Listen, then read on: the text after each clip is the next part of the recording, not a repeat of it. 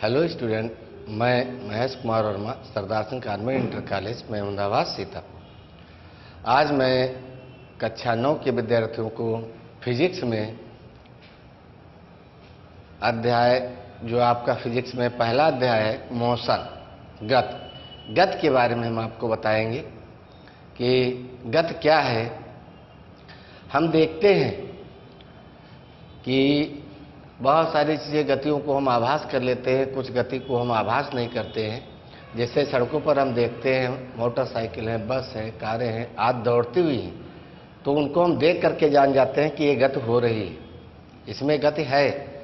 लेकिन कुछ को हम अप्रत्यक्ष रूप से जान पाते हैं कि गति है। जैसे वायु की गति, जब पत्तियां हिलती हैं या हमें वायु लगती है तो आभास होता है कि जो है हवा चल रही है। तो ये इस प्रकार की गतियाँ जो आपकी हैं, इसी को तो हम गत कहते हैं। अब गत की परिभाषा क्या है, इसके बारे में देखिएगा। गति जब कोई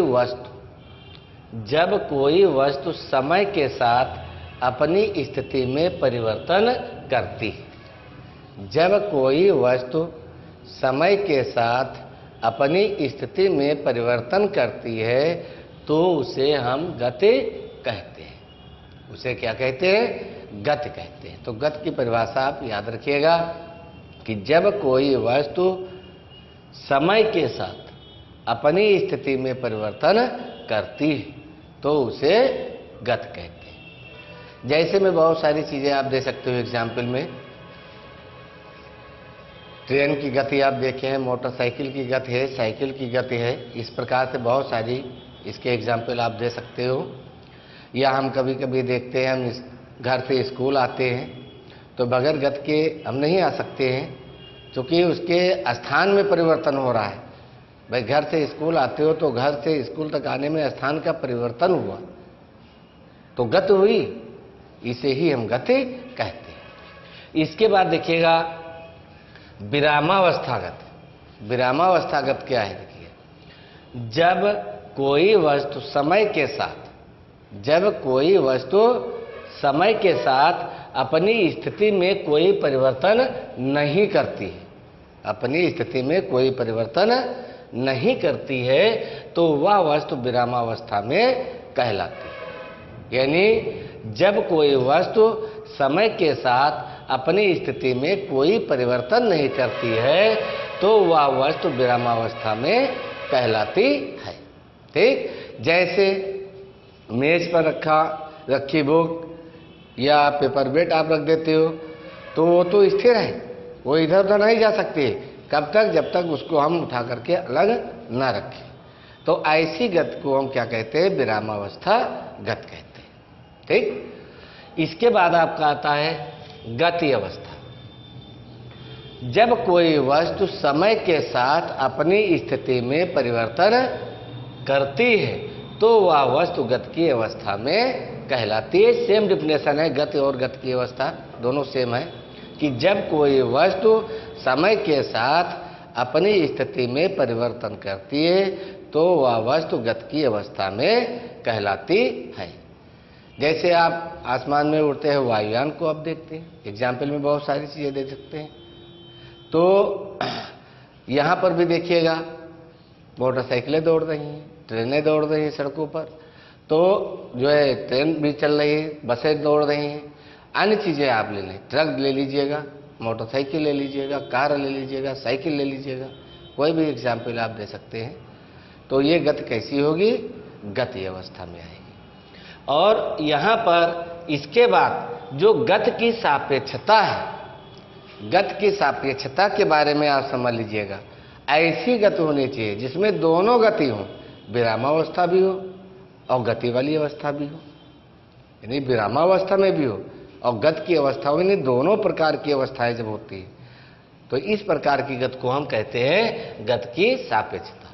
डिफिनेशन देखिएगा, जब कोई भी वस्तु एक साथ दोनों अवस्थाओं में हो, एक साथ दोनों अवस्थाओं में हो सकती है तो यही गति की सापेक्षता कहलाती है। गति की सापेक्षता का मतलब जब कोई भी वस्तु एक साथ दोनों अवस्थाओं में हो सकती है तो यही गति की सापेक्षता कहलाती है।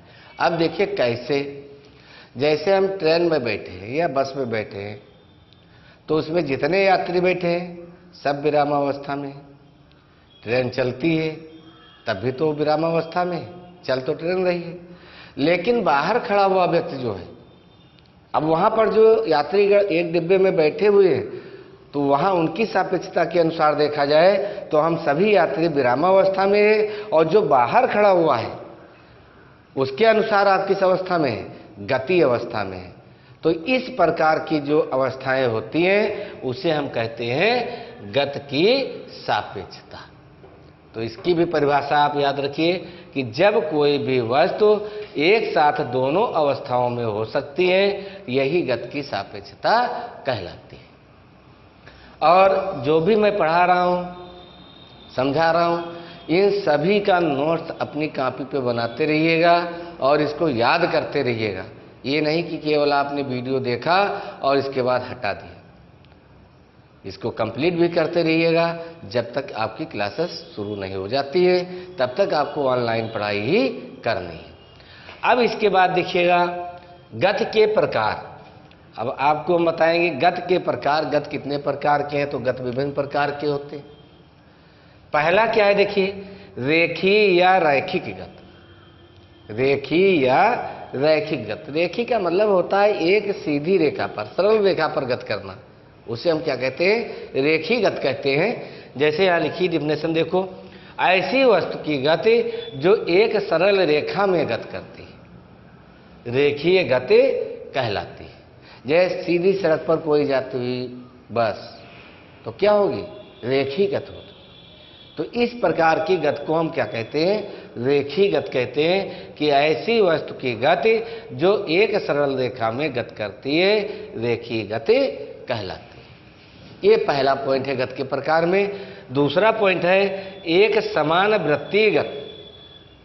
एक समान वृत्ति, एक वृत्तीय पथ पर गति करना, समान समय अंतराल में समान दूरी तय करना, इसे हम कहते हैं एक समान वृत्तीय गति। डिफिनेशन देखो, ऐसी वस्तु की गति जो वृत्तीय पथ पर समान समय अंतराल में समान दूरी तय करती है। समान समयांतराल में समान दूरी तय करती है, एक समान वृत्तीय गति कहलाती है। कि ऐसी वस्तु की गति जो वृत्तीय पथ पर समान समयांतराल में समान दूरी तय करती है एक समान वृत्तीय गति कहलाती है। समझ गए? तो देखिए यहाँ पर आपको हमने बताया एक समान वृत्तीय गति। इसमें आपका जो होगा एग्जाम्पल, पृथ्वी को आप देखिएगा, सूर्य की परिक्रमा करती है तो कितना पूर्ण चक्कर लगाती, कितने समय में देखिएगा, और समान दूरी ही तो तय कर रही है। तो एग्जाम्पल आप दे सकते हैं कि जैसे पृथ्वी का चक्कर करना। समझ गए? तो यहाँ पर आपका हो जाएगा एक समान वृत्तीय गति। अब आइएगा, आपको हम बताएंगे अनियमित गति। क्या बताएंगे? अनियमित गति बताएंगे। अनियमित गति के बारे में देखिएगा, यदि किसी गतिमान वस्तु की दिशा में, यदि किसी गतिमान वस्तु की दिशा में निरंतर परिवर्तन होता रहे तो ऐसी गति अनियमित गति कहलाती है। यानी बताया गया है अनियमित गति में यदि किसी गतिमान वस्तु की दिशा में निरंतर परिवर्तन होता रहे तो ऐसी गति अनियमित गति कहलाती है। जैसे कीट पतंगों को आप देखते हैं, पक्षियों को देखते हो उड़ते हुए, कहीं इधर जा रहे हैं कहीं तुरंत इधर जा रहे हैं, सब आप देखते हैं। तितलियों को आप देखिए, वो तो थोड़ी थोड़ी दूर पर मूविंग करती हैं। तो इस प्रकार की गति जो होती है वो क्या होती है? अनियमित गति होती है। समझ गए? अनियमित गति के बाद दोलनीय या कंपन गति। दोलनीय या कंपन गति, एक ही पथ पर इधर से उधर गति करना या ऊपर नीचे गति करना जो होता है ये दोलनीय या कंपन गति कहलाती है। तो डिफिनेशन देखिएगा इसकी क्या है, यदि कोई गतिशील पिंड, यदि कोई गतिशील पिंड किसी निश्चित बिंदु के इधर उधर या ऊपर नीचे एक ही पथ पर गति करता है, एक ही पथ पर गति करता है तो वह दोलनीय गति कहलाती है। डेफिनेशन क्या है कि यदि कोई गतिशील पिंड किसी निश्चित बिंदु के इधर उधर या ऊपर नीचे एक ही पथ पर गति करता है तो वह दोलनीय गति कहलाती है। जैसे किसी स्प्रिंग, जैसे आपको स्प्रिंग को खींचिए ऐसे और छोड़ दो तो कुछ देर तक देखो ऊपर नीचे जाती है, या आप किसी पिंड को धागे में बांध करके और उसको लटकाइए और फिर एक साइड में ले जा करके आप उसको छोड़ दो, देखो इधर से उधर, उधर से इधर। या इस समय देखिएगा झूला लोग झूलते हैं, ये सब दोलनीय गति नहीं है। या घड़ी का पेंडुलम आप देखिए, वो भी तो इधर से उधर गति करती रहती है।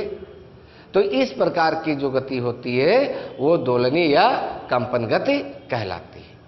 अब आपको हम लास्ट पॉइंट बताएंगे, घूर्णन या वक्री गति। यदि कोई गतिमान वस्तु एक वक्र रेखा पर गति करती है तो यह गति घूर्णन गति या वक्र रेखी गति कहलाती है। घूर्णन या वक्र रेखी गति की परिभाषा, यदि कोई गतिमान वस्तु एक वक्र रेखा पर गति करती है, यानी वक्र रेखा पर गति करती है तो यह गति कैसी कहलाती है? घूर्णन गति या वक्र रेखी गति कहलाती है।